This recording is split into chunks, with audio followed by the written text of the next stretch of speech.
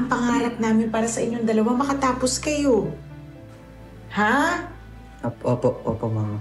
Ang hindi batid ni Glenda, inilihim ni Michael sa ina ang relasyon niya kay Queenie para matustusan ang mga material na bagay na hiling at utos ni Queenie.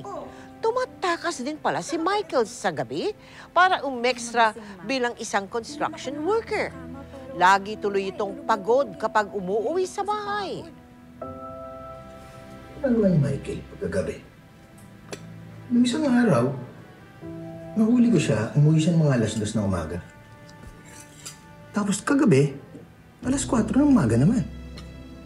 Hindi naman siya lasing o amoy alak. Tinanong mo ba kung saan siya galing?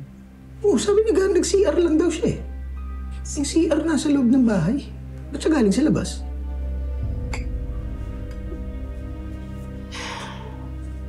Kakausapin ko yung batang yan. Baka mamaya meron siyang problemang hindi sinasabi sa atin. Kain na, kain na. Sige po.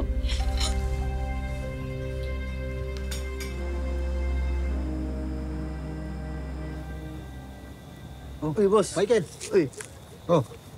Okay, alam mo muna. Oh, buhos mo muna to, ha? Kasi delikado ko sa nanay mo, eh. Pag nalaman na tinulungan kita magtrabaho rito. Tsaka, mas delikado ako sa boss ko. Pag nalaman na nag-recruit ako ng minor de edad. Oh, huwag naman. Kailangan ko po ng pera ngayon eh. Hindi ka ba binibigyan ni Glenda? Di ba call center yung nanay mo? Tapos rumarakit pa yun sa banda sa mga singing contest.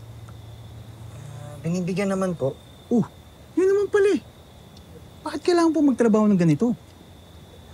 Boss, sa totoo lang kasi, meron po kasi importanteng bagay na pinag-iipunan ngayon. Kaya kailangan ko po talaga ng pera. Alam ba? Siya, sige. Pagbutihan mo na muna dito, ha? Ngayon ba, boss? Tuloy ko po to. Sige, sige.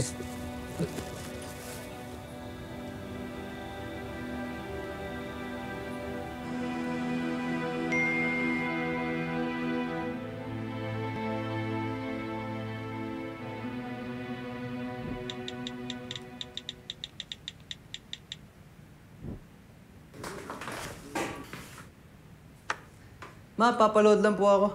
Oo, sige. Tapos bili ka na rin. Ah!